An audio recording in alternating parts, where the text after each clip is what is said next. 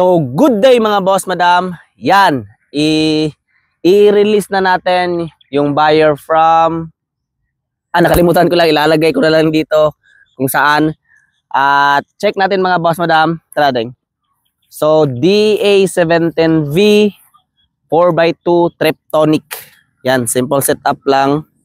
Naka brand new mugs and tire. Tapos, mechanical lang yung window. Loob. Check natin loob. Check mo din. Sa kabila ko din. Yan. Very wow. So, naka dashcam. At naka brand new 7 inches na touchscreen with backing camera. Triptonic mga boss. Gusto mong i-shift to manual matic, pwede. Ganyan. Park lang natin. Aircon. Nandito yung handbrake. Tapos, yun, yung panel board. Check natin yung under. Yan. Umilaw. At, share ko lang mga boss. Di ba usually, may issue about sa check engine na tinatakpan. Check nyo yung unit nyo mga boss. Pag click nyo ganyan, dapat nakikita talaga yung check engine. Pag walang check engine na makikita, kabahan ka na kasi tinakpan na yan. So, di ko naman nilalahat mga boss, awareness lang. So, dapat pag click, yan, mawawala. Tapos ito is yung imilaw na lang is yung handbrake, tapos yung airbag, tapos yung seatbelt. So, wala na pong umilaw dyan. Goods na. Dashcam natin, very wow. Backing camera natin, goods yan. Back natin, backing camera. Yan, backing camera. Dito nakalagay yung dashcam. So, engine bay, dyan ka lang din. Walang problema. Yan, engine bay natin. Yan. Kita nyo naman, very wow. Yan, walang shaky-shaky, no? Non-turbo mga boss. So, mas prefer ako mga boss non-turbo para yun, hindi sakitin, kumbaga. So, di ko naman sinasabing pag turbo sakitin. Yung akin lang is awareness lang na kung bibili kayo ng minivan, walang perfecto kasi di natin alam kung sinong gumamit sa Japan. Pwedeng maging masilan, pero dapat yung pagiging masilan is pang surplus. Hindi yung parang brand new na, isipin ng buyer is brand new, tapos bakit ganito, bakit ganyan. Pero, di talaga mape-perfect yan mga boss. May example lang. Ako, kumbaga, may tiwala ako sa preparation ko. Tapos sa iba naman is, example lang, meron ako alam na di nila alam at meron silang alam na di ko rin alam. So give and take mga boss, merong kagandahan sa kanila kung doon kayo kukuha, meron din kagandahan sa akin na wala din sila at meron din kagandahan sila na wala ako. So, sa experience na yan mga boss, depende na lang kung paano namin i-handle yung unit, paano namin may prevent na, ano tawag nito, na walang magkakaproblema. Di ko naman sinasabing wala, pero merong konti lang na example, di umilaw. At example, may nakalimutan lang talaga na lagyan ng bolt. Di talaga may iwasan yan kahit isulat ko talaga palagi kasi nga sa Japan pinuputol to. Pinuputol. Tapos i-combine. Yan, ito lang, dashboard. At ano pa ba? 4x4. Yan. Tutunog, may lalabas na 4x4 dyan. Tapos yan, may second off. Okay na yan. Off, naka-off na yung 4x4. Ikot ka ding. Ay, may sipon ako mga boss. Itutok mo sa tambucho ding at i-revolution ko.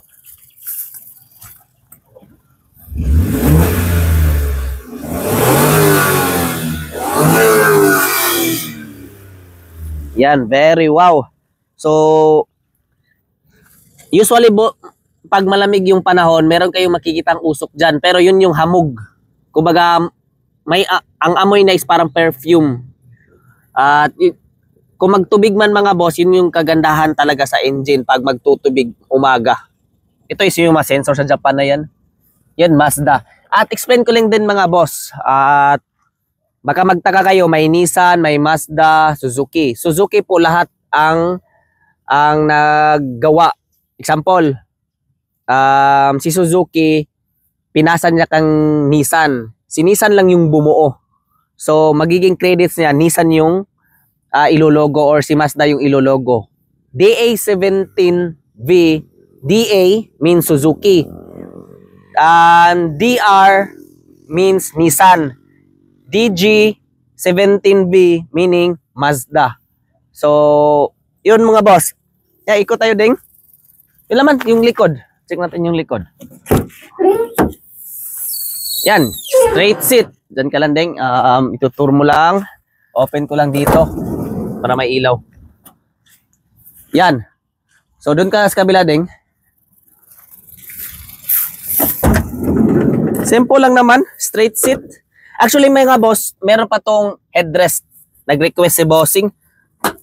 Ito is pwede mong ibaba. Hihilahin mo lang dito yung pa-flip.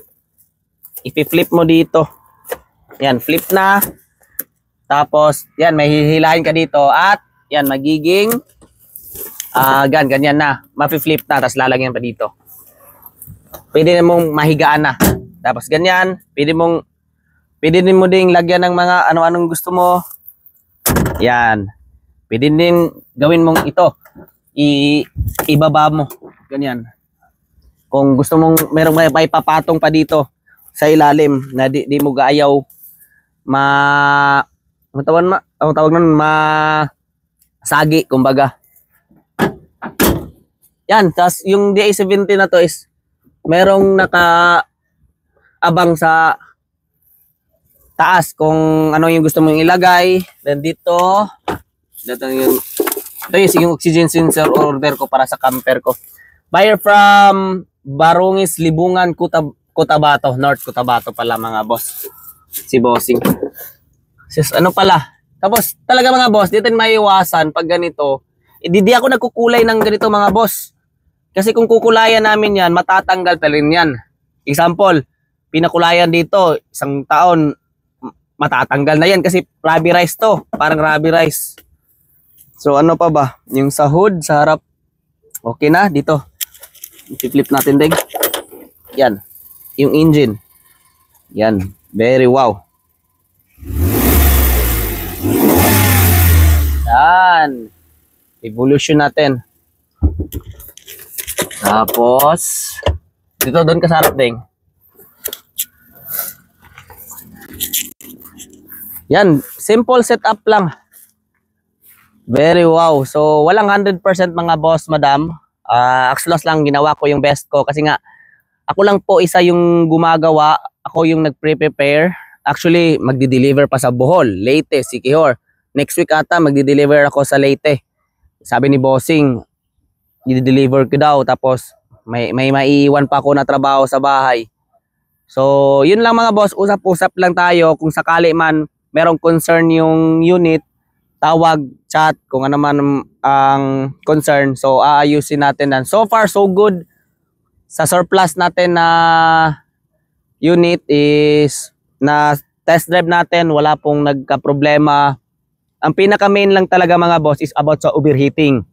Usually talaga mga boss, pag surplus, ang warranty lang talaga dyan is transmission at engine. At kung magkakaproblema man yung aircon, iba na, wala na talaga yan. Pero sa akin mga boss, minsan talaga wala nang profit dahil nga konting profit lang yung nilagay ko dito mga boss. Mas gustuhin ko yung buyer naka-canvas na or pumunta na sa mga seller or direct supplier namin para ma-calculate nila kung magkano talaga yung galing pa sa Japan, pagpintura, pagrehistro, ganyan lahat-lahat. At doon nila ma-appreciate kung ilang percent lang yung patong ko. Tapos may buyer pa na gagawing brand new. So, pero wala pa pong wala pa po akong nakasagutan mga boss na about lang po sa engine na nag-overheat.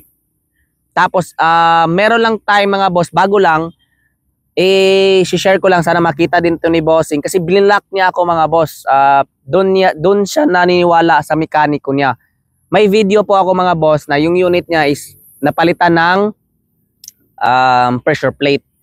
Tapos sabi ni bossing di daw pinalitan kasi nasira agad. Yun yung doon papasok yung brand new mga boss. Brand new yung nilagay ko kasi di ko kasi alam kung sa brand new ba nagka-problema or paggamit nila. So wala po kong sinisisi. Tapos pina-check na sila mekaniko mga boss. Sabi naman ng mekaniko niya, sabihin mo doon na hindi pa nababa talaga kasi higpit pa daw yung transmission. Sabi ko naman ni bossing na ibaba mo yung musang bossing bago kayo sabi na di yung totoo yung sinasabi ko. Pagbaba naman mga boss, so nakita na. Sinabi ko brand new yan bossing. Sabi naman ni bossing hindi yan brand new. So doon na siya naniniwala sa mekaniko niya. So nirerespeto ko din. Alam ko bossing yung unang meet up namin, sobrang bait yan ni bossing. Na pressure lang talaga ata siya dahil napagalitan siya ni Mrs. Tapos nagpatong-patong ata problema niya, pero bossing sobrang bait talaga ni bossing yun. Kaso lang nagpadala siya sa mekaniko or mga tao na ano tawag nun, sa paligid. Pero yun mga boss, napalitan talaga yun. So susunod nga kung mayroon akong papalitan sa engine, sa transmission, pipirmahan ko, lagyan ko ng date. Para pag tinanggal sa video, yun talaga.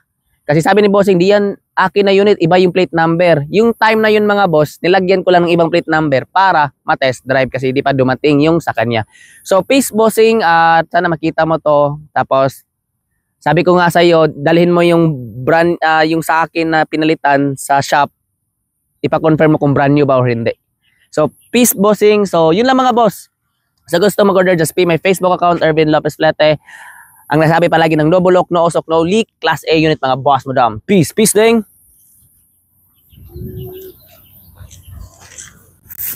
Magala na.